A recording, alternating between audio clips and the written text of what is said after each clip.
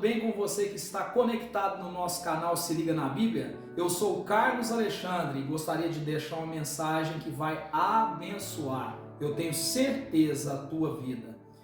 E hoje eu gostaria de falar de um tema que é um tema bem comum no meio das famílias, mas é um tema que eu tenho certeza que deixa o coração de Deus entristecido.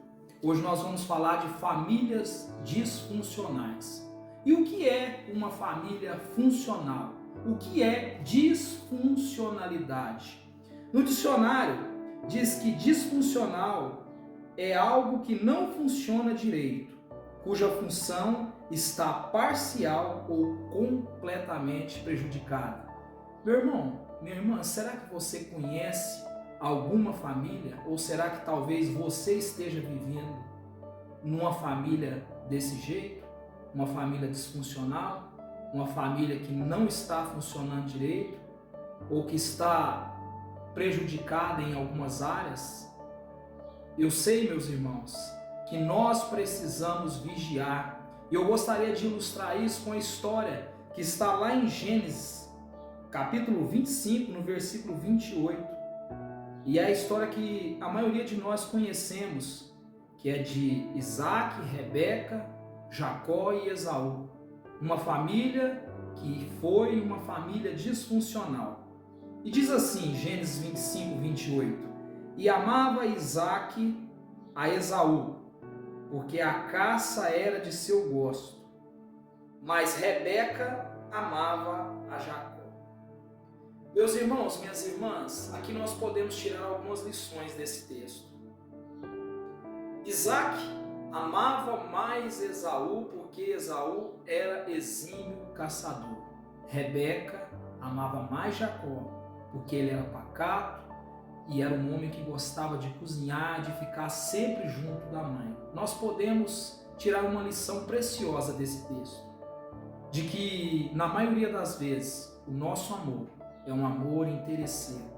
Isaac amava mais o filho mais velho, porque Isaac provavelmente gostava de caçar e gostava de comer das caças.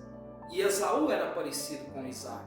Quantas famílias você vê que um filho talvez é preferido do que o outro filho, porque ele é mais parecido com o pai, ou mais parecido com a mãe, como era o caso de Jacó, porque Jacó era um rapaz pacato, era um rapaz que ficava mais junto da mãe, que gostava de cozinhar. Então o amor interesseiro é algo que faz com que a família se torne uma família disfuncional. O amor interesseiro, ele faz com que as pessoas busquem os interesses daquele em que o foco desse amor está focado. Sabe por quê? Porque quando nós focamos mais em um filho do que em outro filho, nós cometemos injustiça. E foi isso que Rebeca fez. Rebeca, no capítulo 27, no verso 6, ela faz uma proposta para Jacó, porque ela sabia que a bênção da primogenitura seria sobre a vida de Esaú. Mas ela faz uma proposta, e uma proposta na qual ela sofreria tristes e graves consequências. Vejamos o que está escrito. Diz assim, Gênesis 27, a partir do versículo 6. Então Rebeca falou a Jacó, seu filho, dizendo: Eis que tenho ouvido que o teu pai falava com Esaú, teu irmão, faze-me um guisado saboroso, para que eu coma e te abençoe diante da face do Senhor, antes da minha morte.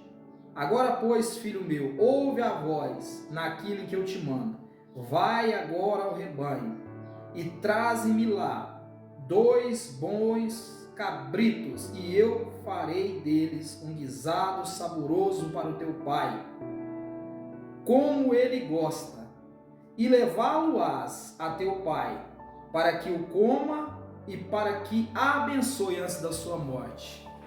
Vocês perceberam aqui como Rebeca arquitetou um plano para roubar a bênção da primogenitura de Esaú?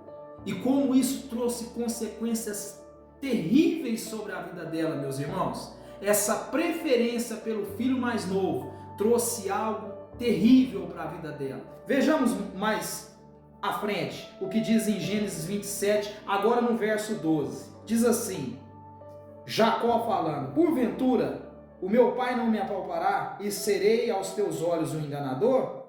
Assim trarei sobre mim maldição e não bênção. E disse-lhe sua mãe, meu filho, sobre mim seja a tua maldição. Somente obedece a minha voz e vá e traze os cabritos. Uau! Olha para você ver que ensinamento poderoso. A preferência de Rebeca fez com que ela fizesse um pacto com Jacó, no qual a maldição do ato em que Jacó cometeu viesse sobre a vida dela. E veio, meus irmãos. Sabe quando? Rebeca, a Bíblia diz, no mesmo caderno de Gênesis, que ela teve noras, que Esaú tomou para si noras das mulheres do povo que não deveria tomar. E essas noras foram a amargura de espírito e de alma para Rebeca. Ponto número 1. Número 2. Os filhos de Rebeca e Isaac. Um perseguiu o outro, até enquanto eles foram vivos. Ponto número 3. Rebeca nunca mais viu Jacó, o seu filho tão amado e tão querido. E Rebeca também não viu nenhum dos 12 netos, filhos de Jacó. Essa mulher viveu uma vida, depois desse fato, de terrível amargura, meus irmãos. Quantas pessoas você conhece ao seu redor, ou talvez você mesmo esteja vivendo amargurado, porque fez escolhas erradas, porque tomou decisões equivocadas, por preferência, talvez por um dos seus filhos, você tem errado e esteja pagando um alto preço. E nós precisamos também falar da importância, agora eu quero falar um pouco para os filhos, de honrar o pai e a mãe. Esaú foi um filho que depois do ato de Rebeca, ele desonrou o pai e a mãe, e ele sofreu o desprezo e o abandono da parte do Senhor.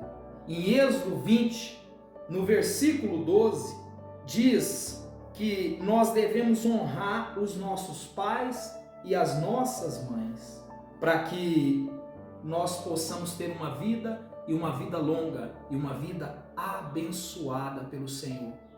Quantos filhos me ouvem nesse momento que vivem numa família disfuncional porque têm deixado de honrar o seu pai e a sua mãe da maneira que deveriam?